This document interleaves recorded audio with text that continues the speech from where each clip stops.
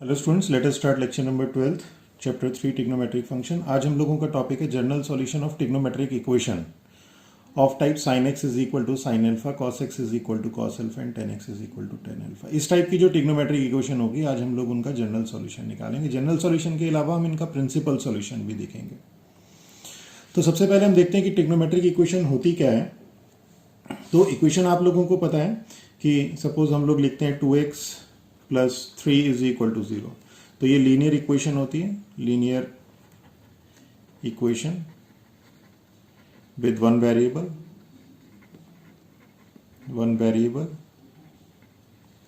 इसी तरह से 2x plus 3y is equal to 0, इसे हम लोग linear equation with two variable. और इसी में अगर हम इस तरह से लिखें तो ये हमारी आती है एक्सपोनेंशियल इक्वेशन।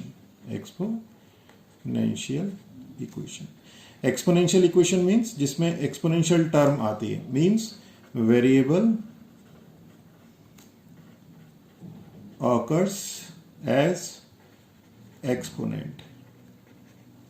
ओके, इसी तरह से हमारे पास एक बनती है log x base 10 is equal to 2। ये हमारे पास लॉगरिथमिक इक्वेशन होती है। और इसे लॉगरिथमिक इक्वेशन क्यों कहते हैं? क्योंकि इस इक्वेशन में हमारे पास लॉग वाली टर्म आती है, मींस कंटेनिंग लॉगरिथमिक वेरिएबल। तो अब आई थिंक आप लोगों को क्लियर हो गया होगा कि इक्वेशन में हम लोग कब किस इक्वेशन को एक्सपोनेंशियल कहते हैं, कब हम लोग लॉगरिथमिक कहते हैं, और इसी तरह से कब हम इक्वेशन को ट्रिग्नोमेट्रिक कहते हैं कि जब उस इक्वेशन में ट्रिग्नोमेट्रिक फंक्शन आ जाए, trigonometric function of unknown angles आ जाए। तो means an equation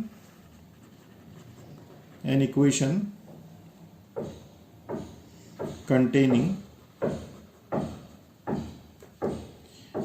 trigonometric functions, इसे हम ट्रिग्नोमेट्रिक फंक्शंस को ट्रिग्नोमेट्रिक फंक्शन लिख देते हैं, trigonometric function of unknown angles.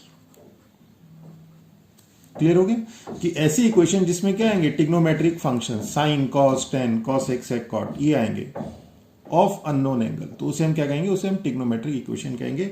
Example की अगर हम बात करें तो एग्जाम्पल क्या आएगा, जैसे sine x is equal to 0, ये एक ट्रिग्नोमेट्रिक इक्वेशन है। Trigonometric function of unknown angle, sine x is equal to √3/2, cos x is equal to 1/2, sine 2x minus थोड़ी डिफरेंट टाइप की देख लेते हैं, sine 4x plus sine 6x is equal to 0, या फिर इसमें देखते हैं cos square x plus 3 sine x is equal to 0। All these are trigonometrical equation. तो अब हम लोग इन ट्रिग्नोमेट्रिकल इक्वेशंस को सॉल्व करेंगे। और सॉल्यूशन का क्या मतलब होता है कि इस अननोन एंगल की वैल्यू निकालना। और इसी को आपने जब जूनियर क्लासेस में इसको आपने सॉल्यूशन ऑफ इक्वेशन का मतलब रूट से भी पढ़ा होगा। सॉल्यूशन मतलब रूट्स, तो हमें इस x की वैल्यू निकालनी है और यही इसका सॉल्यूशन है। तो सॉल्यूशन मींस सॉल्यूशन जिसे अभी तक आपने रूट्स पढ़ा, रूट्स ऑफ ट्रिग्नोमेट्रिक इक्वेशन। तो सॉल्यूशन का क्या मतलब आ गया कि इस x की value means value of unknown angle which satisfy trigonometric equation. तो ट्रिग्नोमेट्रिक इक्वेशन को हमने T डॉट E Q से रिप्रेजेंट कर दिया और ट्रिग्नोमेट्रिक फंक्शन को हमने T डॉट F इससे रिप्रेजेंट कर दिया। तो हमें बहुत ज्यादा लिखना नहीं पड़ रहा है। तो अब ये जो सॉल्यूशन है means value of unknown angle which satisfy this trigonometric equation, इसी को हमने सॉल्यूशन का। अब ये सॉल्यूशन दो तरह से आते हैं। पहला आता है हमारे पास जनरल सॉल्यूशन और सेकंड आता है हमारे पास प्रिंसिपल सॉल्यूशन। तो प्रिंसिपल सॉल्यूशन कुछ अलग सॉल्यूशन नहीं होता, इस जनरल सॉल्यूशन में ही कुछ वैल्यू हम लोग पुट कर देते हैं। इस प्रिंसिपल सॉल्यूशन, इस जनरल सॉल्यूशन में ही 0 और 2π के बीच में जो सॉल्यूशन लाई करेगा वो प्रिंसिपल सॉल्यूशन होगा। जनरल सॉल्यूशन में बहुत सारे सॉल्यूशन वैल्यू मिलेंगी आपको, और उन वैल्यूज में से जो सॉल्यूशन 0 और 2 पाई के बीच में लाई कर रहे हैं वो प्रिंसिपल सॉल्यूशन होगा। मींस निकालना हमें हमेशा जनरल सॉल्यूशन ही है। तो मींस जनरल सॉल्यूशन क्या है?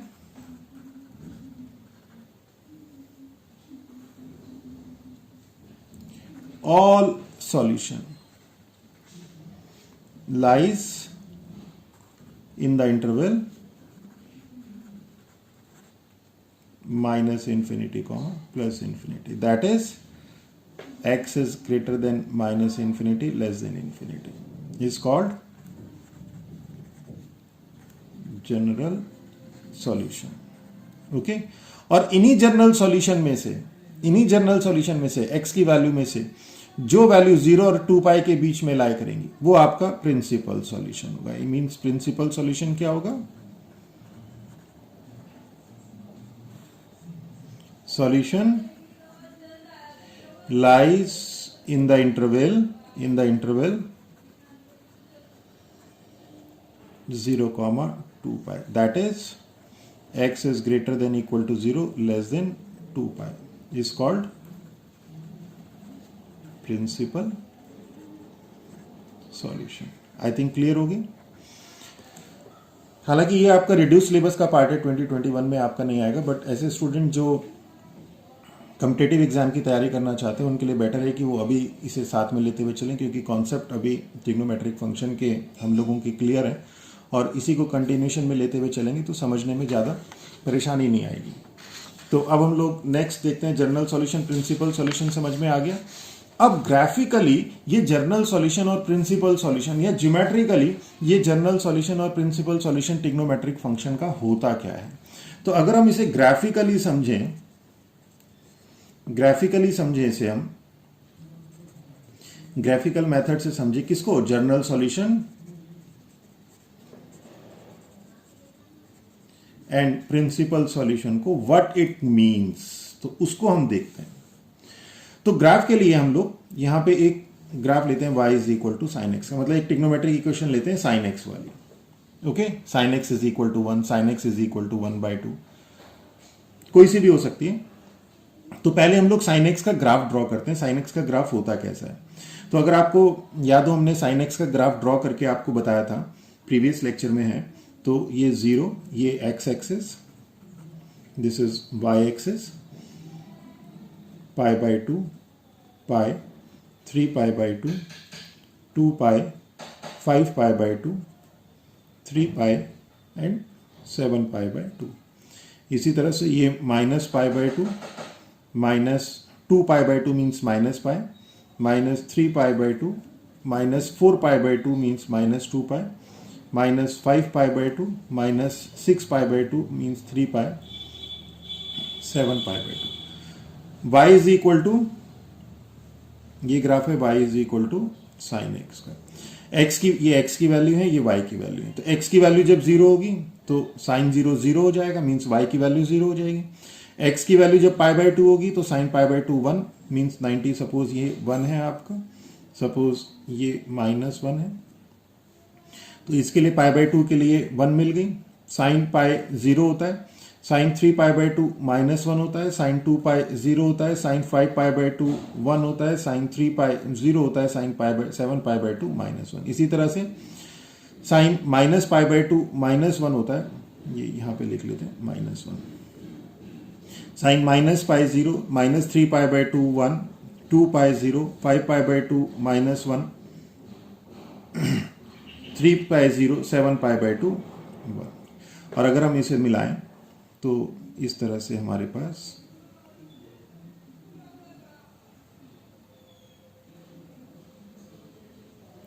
एक ग्राफ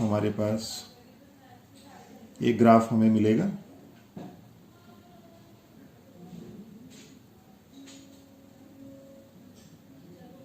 ये ग्राफ मैंने आपको ग्राफ पेपर पे बताया था।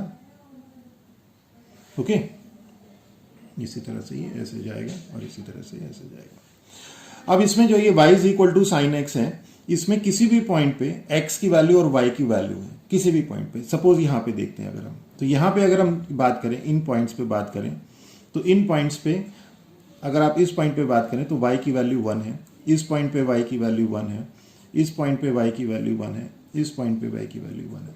और सपोज आपको ड्रॉ करना है sin x is equal to 1 का ही ग्राफ।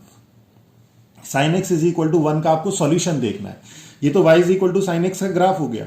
अब sin x is equal to 1 का सॉल्यूशन देखना है आपको कि सॉल्यूशन कैसे लाई करता है और कहां पे लाई करता है। तो sin x is equal to 1, तो अगर हम इसे y मान लें तो इज इक्वल टू y मान लें तो y is equal to 1, y is equal to 1 कहां पे है? यहां पे, यहां पे, यहां पे। तो sin x is equal to 1 जहां पे है वहां पे जो x की वैल्यू है वही तो सॉल्यूशन है और वही हमें निकालना है। तो यहां पे x की वैल्यू कितनी है? अगर आप यहां पे देखें ध्यान से तो यहां पे x की वैल्यू π/2 है, यहां पे x की वैल्यू 5π/2 है, यहां पे x की वैल्यू -3π/2 है, यहां पे x की वैल्यू -7π/2 है। इसी तरह से हम आगे की तरफ चलेंगे और पीछे की तरफ चलेंगे तो इसके लिए आपको x की जो वैल्यू है वो क्या मिल रही है? -7π/2,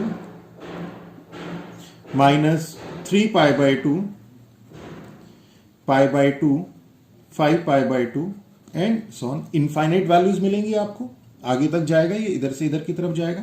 तो यही हमारे पास सॉल्यूशन क्या होता है? x की वैल्यू। आप सॉल्यूशन के देखिए, सॉल्यूशन क्या बताया था कि जो ट्रिग्नोमेट्रिक इक्वेशन में जो रूट्स हैं जो इस इक्वेशन को सेटिस्फाई, तो sin x is equal to 1 को सेटिस्फाई क्या कर रही है? x की वैल्यू π/2, यहां पे 5π/2, यहां पे -3π/2, यहां -7π/2।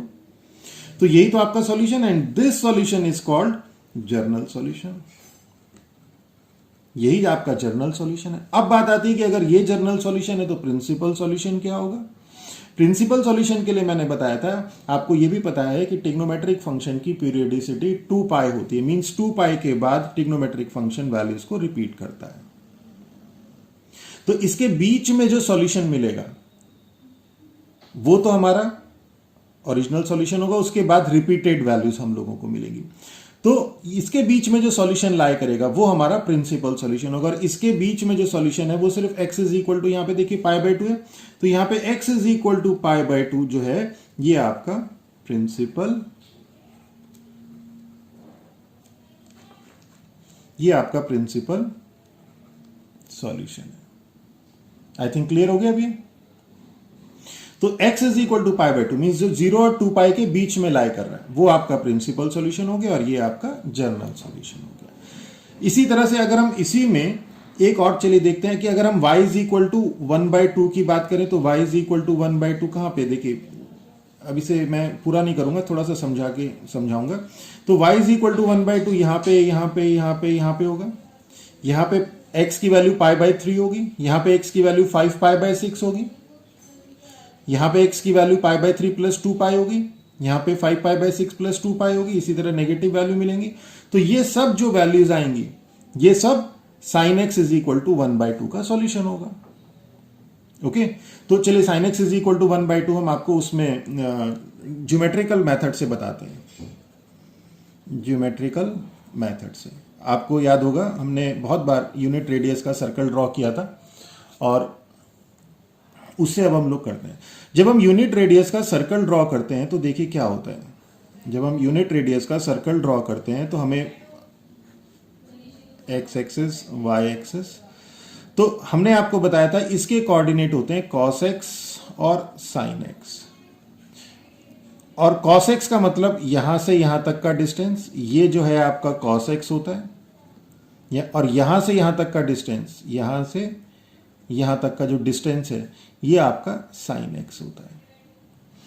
ओके, यहां से यहां तक का डिस्टेंस sin x, यहां से यहां तक का डिस्टेंस cos x, यही तो होता है। ये यूनिट रेडियस सर्कल है, यूनिट सर्कल है। Unit circle means radius 1। अब ये जो कोऑर्डिनेट है यहां से यहां तक sin x, यहां से यहां तक cos x, ये क्या करेगा? x के लिए वैरी करेगा। जब यहां पे चला जाएगा ये, तो ये sin x यानी यहां से यहां तक वैल्यू बदल जाएगी, cos x बदल जाएगा। तो अब हमारे पास क्या है? देखिए अब ये तो क्लियर हो गया कि यहां से यहां तक का डिस्टेंस sin x होता है। अब हमारे पास क्या है? सपोज हम लोग बात कर रहे हैं sin x is equal to 1/2 की। तो ग्राफिकल मेथड में इसका व्हाट इट मींस उसको समझने की एक बार कोशिश करते हैं।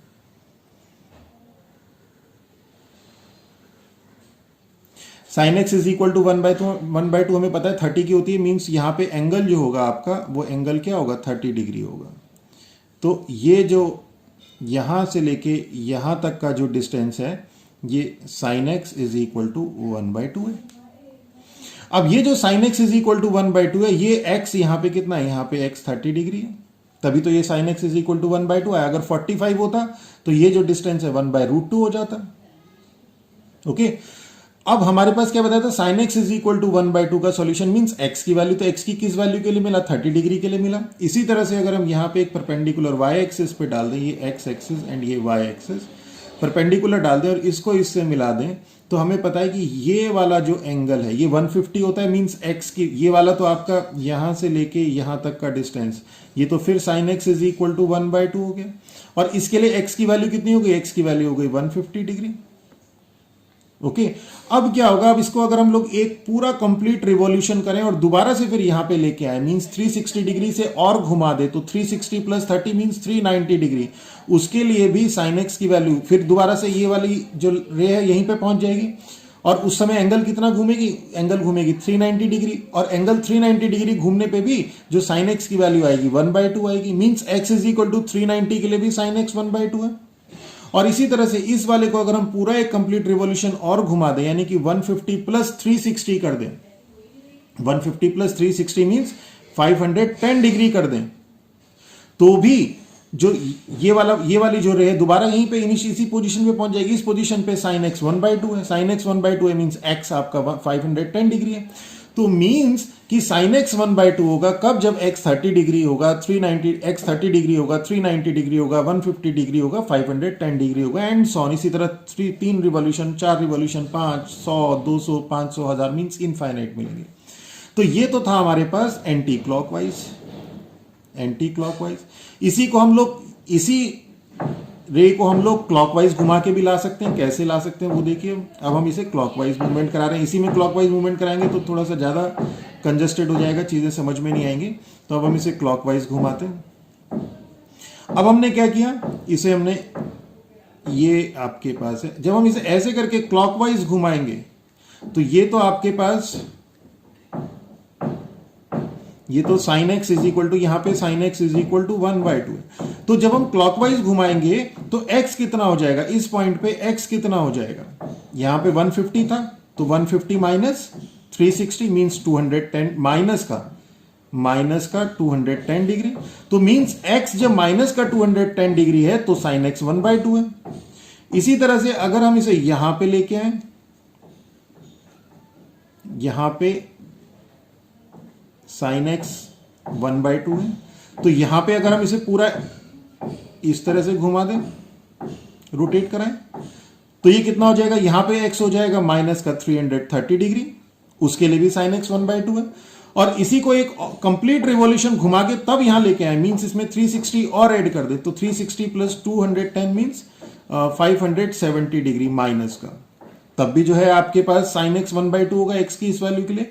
और यहां पे अगर हम लोग एक कंप्लीट रिवॉल्यूशन के बाद फिर दोबारा यहां पे लेके आए, means 330 degree plus 360 means minus का 690 डिग्री, इसके लिए भी sin x 1/2 है। मींस अब अगर हम x की बात करें तो sin x is equal to 1/2 कहां पे है कि x इज इक्वल टू, सबसे छोटी नेगेटिव वैल्यू लेते हैं, तो सबसे छोटी नेगेटिव वैल्यू माइनस 690 डिग्री, फिर उसके बाद माइनस 570 डिग्री, फिर उसके बाद माइनस 330 डिग्री, फिर माइनस 210 डिग्री, उसके बाद सबसे छोटी पॉजिटिव वैल्यू 30 डिग्री, फिर 150 डिग्री, फिर 390 डिग्री, फिर 510 डिग्री एंड सो ऑन। तो ये जो सारी x की वैल्यू है इसके लिए sin x 1/2 है। तो मींस ये क्या है, ये आपका जर्नल सॉल्यूशन है। और इसी में अगर हम प्रिंसिपल सॉल्यूशन की बात करें, प्रिंसिपल सॉल्यूशन, तो प्रिंसिपल सॉल्यूशन क्या होता है, इसी में जो 0 और 2 पाई के बीच में लाई कर रहा है, 0 और 2 पाई के बीच में, तो 0 और 2 पाई के बीच में क्या है, 30 degree and x is equal to 30 degree and 150 degree, ये आपका प्रिंसिपल सॉल्यूशन है। तो आई थिंक अब क्लियर हो गया हमारे पास कि सॉल्यूशन, ट्रिग्नोमेट्रिक इक्वेशंस क्या होती हैं, उसे ग्राफिकल हम कैसे समझते हैं, ज्योमेट्रिकल कैसे समझते हैं, सॉल्यूशन क्या आता है। अब हमारे पास मैथमेटिकल आ गया। अब हम लोग हर एक क्वेश्चन में तो ये सारी चीजें कर नहीं सकते, तो अब हम लोग इसको मैथमेटिकली करते हैं। तो जब हम सॉल्व करेंगे तो सॉल्व तो हम इसे मैथमेटिकल करेंगे, पर समझने के लिए ये सारी चीजें जरूरी हैं। तो अब इसका मैथमेटिकल मेथड देखते हैं। मैथमेटिकल मेथड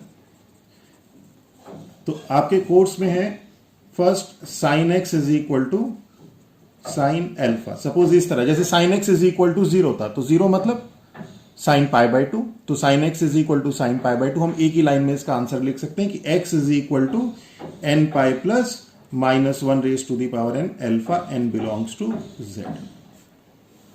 ओके, जैसे अभी हमने किया था, पूरा ग्राफ हम लोगों ने समझा था, और sine x is equal to 0, sine x is equal to 0 mean sine 0, sine 0 के लिए हम लोगों ने किया था।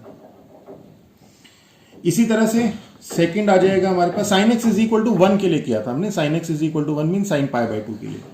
इसी तरह से एक सेकंड आता है cos x is equal to cos alpha. तो इस केस में एक्स इज इक्वल टू होता है हमारे पास 2n pi plus minus alpha, and इसका पूरा प्रूफ अभी हम बता रहे हैं आपको, n बिलोंग्स टू z। और थर्ड आता है हमारे पास कि 10x is equal to 10 alpha, 10x is equal to 10 alpha, where x and alpha are not multiple of pi by 2। तो x और अल्फा क्या होने चाहिए? मल्टीपल ऑफ पाई बाय 2 नहीं होने चाहिए। तो ये मैं आपको जब प्रूफ इसका कराऊंगा तब बताऊंगा। तो in this case x is equal to n alpha plus n pi plus alpha n belongs to z। तो अब हमें क्या करना है, इनके हम प्रूफ कर रहे हैं, और जब हम क्वेश्चन करेंगे तो इनको डायरेक्ट अप्लाई करेंगे और जनरल सॉल्यूशन निकालेंगे। ओके, देखिए, तो आपने ग्राफिकल देखा, ग्राफिकल में आपको बहुत सारा काम करना पड़ा, ज्योमेट्रिकल में बहुत सारा करना पड़ा। तो मैथमेटिकल मेथड इसीलिए डेवलप हुआ कि हमने उसका डायरेक्ट एज ए फॉर्मूला हम जो है उसको यूज कर सके क्वेश्चन में, क्योंकि हर क्वेश्चन में इतना सारी चीजें करना जो है पॉसिबल हो नहीं पाएगा। तो अब अगर हम प्रूफ फर्स्ट का करते हैं कि sine x is equal to sine alpha, तो इसको हम लोग, अब हमें इससे जो है जनरल सॉल्यूशन निकालना है, तो इसको हम लिख सकते हैं sine x minus sine alpha is equal to 0। और हमें पता है कि sine x minus sine y, अगर आप फॉर्मूला देखें तो था 2 cos x plus y upon 2 sine x minus y upon 2। ये फॉर्मूला आपने बहुत बार पढ़ लिया, तो इसको हम यहाँ पे अप्लाई कर देंगे। Then this implies 2 cos x plus alpha upon 2 sine x minus alpha upon 2 is equal to 0। अब ये तीन टर्म का प्रोडक्ट 0 है, तो 2 तो 0 हो नहीं सकता, तो या तो ये 0 होगा या ये 0 होगा, तभी तो उसको 0 बनाएगा। मीन्स या तो cos x plus alpha upon 2 0 होगा, या फिर sine x minus alpha upon 2 ये 0 होगा। अब एक चीज का आप ध्यान रखिएगा, मैं बहुत बार आपको बता भी चुका हूं कि sine x is equal to 0, 0 sine में वैल्यू होती है n पाई की, साइन सभी n पाई की वैल्यू 0 होती है। और इस केस में x इज इक्वल टू जब कंपेयर करेंगे तो n पाई आ जाएगा, n belongs to z। Okay, तो sine x is equal to 0 का मतलब जो इसका जनरल सॉल्यूशन होता है वो होता है x इज इक्वल टू, अब तो समझ में आ गया कि जनरल सॉल्यूशन हो गया x is equal to n pi. क्यों? क्योंकि साइन की वैल्यू n पाई के लिए 0 होती है, sine 0, pi, 2 pi, 3 pi, 4 pi, minus 2 pi, minus 3 pi, सब वैल्यू 0 होती है। तो sine x is equal to 0 means n pi और x is equal to n pi. इसी तरह cos x is equal to 0 कहां पे होता है? cos pi by 2, 3 pi by 2, 5 pi by 2, minus pi by 2, minus 3 pi by 2, means सारे odd multiple of pi by 2। और जब हम ऑड की बात करते हैं तो हमेशा जब भी हमें कोई ऑड नंबर लिखना होता है तो हम लिखते हैं 2n प्लस 1। अब इसमें n चाहे इवन हो चाहे ऑड हो, 2n प्लस 1 हमेशा ऑड होगा, और odd multiple of pi by 2, odd multiple of pi by 2, and this implies x is equal to 2n plus 1 pi by 2 n belongs to z। Okay, तो इसको अब हम लोग यहां पे अप्लाई कर देंगे। Sine x is equal to 0 implies that x is equal to n pi, और cos x is equal to 0 implies that x is equal to 2n plus 1 pi by 2। मैं पहले भी आपको कई बार ये चीजें बता चुका हूं। तो यहां पे क्या आ जाएगा? x plus alpha upon 2 is equal to 2n plus 1 pi by 2, और x minus alpha upon 2 is equal to n। Sine x is equal to 0 means x is equal to n pi, cos x is equal to 0 means x is equal to 2n plus 1 pi by 2। Okay, तो यहां से आ जाएगा आपके पास x plus alpha is equal to 2n plus 1 pi, और x minus alpha is equal to 2n pi. Okay, n belongs to z। यहां से आ जाएगा x is equal to 2n plus 1 pi minus alpha, और यहां से आ जाएगा x is equal to 2n pi plus alpha, n belongs to z।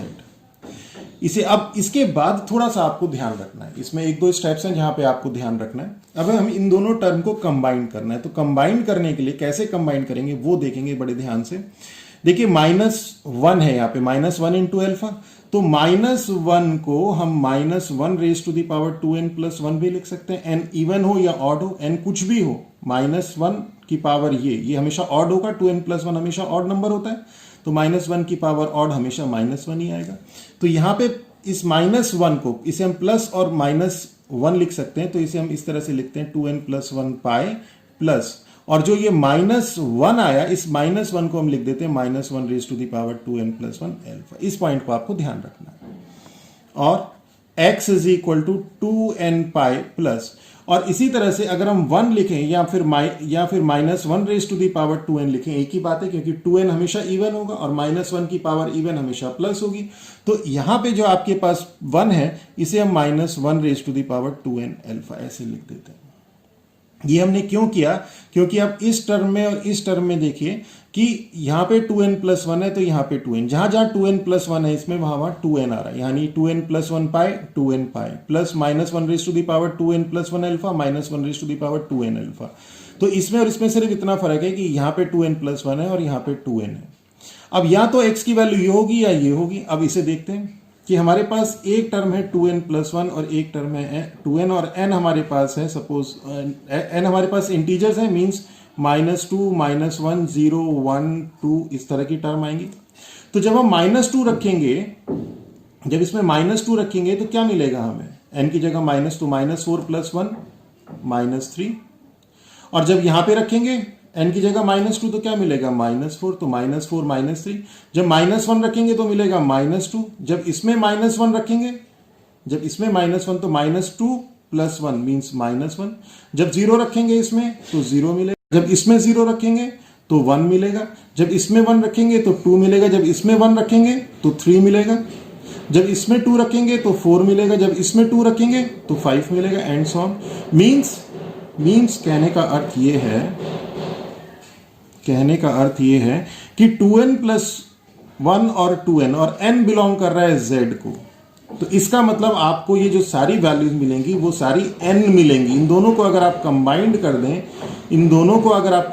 दें, तो इट मींस n, इन दोनों को आप n सिंपल n लिख दीजिए। देखिए यही तो आ रहा है, -4 -3 -2 -1 0 1 2 3 4 5, ये सारे इंटीजर्स ही तो है, z ही तो है ये सब। तो अगर या इस तरह से और इस तरह से लिखा और n z को कह रहा है, या फिर सीधा इन दोनों को रिप्लेस करके आप कंबाइंडली n भी लिख सकते हैं, और n बिलोंग्स टू z। तो मींस यहां पे जहां पे 2n प्लस 1 और 2n आ रहा है, टर्म एक जैसी है, यहां पे 2n प्लस 1 वाले, यहां 2n है, यहां पे 2n प्लस 1 है, यहां 2n है, तो इन 2n प्लस 1 की जगह हम n pi plus -1 raise to the power n alpha लिख सकते हैं, क्योंकि जब हम n की वैल्यू z रखेंगे तो सारे इंटीजर्स मिलेंगे, कुछ आधे इसमें से आएंगे आधे इसमें से आएंगे। और अब हमने इसकी जगह क्या किया, 2n प्लस 1 और 2n की जगह हमने n ही लिख दिया। अब n की वैल्यू यहाँ पे आप इंटीजर्स रखिए तो वही सारी चीजें मिल जाएंगी आपको, जैसे यहाँ पे बताया। ओके, तो this is x is equal to where n belongs to z, और यही आपका क्या है, यही आपका जनरल सॉल्यूशन है। ओके, देखिए यही था n pi plus -1 raise to the power n alpha. इसी तरह से नेक्स्ट हम लोग सेकंड करते हैं। सेकंड के लिए चलिए पेज पलट लेते हैं।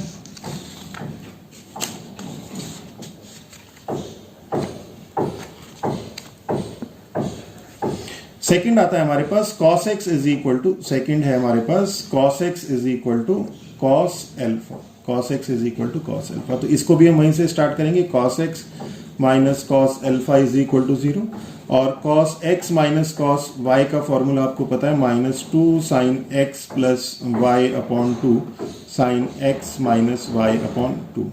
ये हमें फॉर्मूला पता है, इस फॉर्मूले को हम यहाँ पे अप्लाई कर देंगे, and this implies -2 sin x plus alpha upon 2 sin x minus alpha upon 2 is equal to 0, and this implies sin, अब इन तीन टर्म का प्रोडक्ट 0 है, तो मीन्स ये तो 0 हो नहीं सकता, 2 है तो ये 0 होगा, ये 0 होगा, mean sine x plus alpha upon 2 is equal to 0 और sine x minus alpha upon 2 is equal to 0 and this implies sine x plus alpha upon 2 0 sine n pi की वैल्यू होती है और डायरेक्ट भी कर सकते थे साइन एन पाई, तो यहां से आ गया x plus alpha upon 2 is equal to n pi और यहां से आ गया x minus alpha upon 2 is equal to n pi, n belongs to z और यहां से आ गया x plus alpha is equal to 2 n pi और यहां से आ गया x minus alpha is equal to 2 n pi, n belongs to z और यहां से आ गया x is equal to 2 n pi minus alpha और यहां से आ गया x is equal to 2 n pi plus alpha और इन दोनों को अगर हम कंबाइन कर दें तो x is equal to 2 n pi plus minus alpha, n belongs to z। यही आपका प्रूफ था। आई थिंक क्लियर हो गया ये। अब हम लोग नेक्स्ट हमारे पास थर्ड था 10x इज इक्वल टू, इन सबको आपको अच्छी तरह से याद करना है, 10x is equal to 10 alpha where मैंने आपको कंडीशन बताई थी x and alpha are not multiple of pi by 2। ये मैं बहुत बार आपको बता चुका हूं पहले, फिर से एक बार देख लेते हैं कि जैसे 10x की जब हम बात करते हैं तो 10x होता है sin x upon cos x, okay. और ये फंक्शन डिफाइंड नहीं होगा, कब नहीं डिफाइंड होगा, जब ये जीरो होगा, जब ये जीरो होगा तो मींस इसके लिए cos x should not be equal to 0 और cos x should not be equal to 0 means cos n 2n plus means cos x should not be equal to cos 0 किसकी value होती है, अभी बताया था 2n plus 1 odd multiple of pi by 2 means x should not be equal to 2n plus 1 pi by 2। तो इसीलिए कहा 10x की जब हम बात करते हैं तो उसमें x जो है वो odd multiple of pi by 2 नहीं होना चाहिए। तो यहां पे 10x भी है 10 अल्फा भी है तो x odd multiple of pi by 2 नहीं होना चाहिए, alpha odd multiple of pi by 2 नहीं होना चाहिए। अगर odd multiple of pi by 2 होता है तो 10x डिफाइंड नहीं होगा, ओके। चलिए अब हम इसका सॉल्यूशन करते हैं। तो ये आ जाएगा sine x upon cos x is equal to sine alpha upon cos alpha और ये आ जाएगा this implies sine x cos alpha minus cos x sine alpha upon cos x cos alpha is equal to 0 and this implies sin x cos alpha minus cos x sin alpha is equal to 0 and this implies sin x cos y minus cos x sin y। अगर आपको याद हो तो ये sin x minus y का formula है और ये 0 sin n पाई की वैल्यू होती है किसी में and this implies x minus alpha is equal to n pi and this implies x is equal to n pi plus alpha, n belongs to z। This is our general solution for 10x is equal to 10 alpha। तो I think ये आपको clear हो गया होगा। अब हम लोग next lecture में इसके ऊपर जो बेस्ड एक्सरसाइज है, एक्सरसाइज 3.4 उसके क्वेश्चन करेंगे। तो अब वहाँ पे हम लोग डायरेक्ट इन जो फॉर्मूलेज थे इन सभी को डायरेक्ट हम लोग अप्लाई करेंगे और उसको सॉल्व करेंगे। अगर मेरा लेक्चर आप लोगों को अच्छा लगा हो तो मेरे चैनल को सब्सक्राइब कीजिए और अगर आपको ये नोट्स की रिक्वायरमेंट हो तो हमें लिखें, हम आपको नोट्स भी प्रोवाइड कराएंगे और अपने फ्रेंड्स के साथ शेयर कीजिए। With that all, thank you.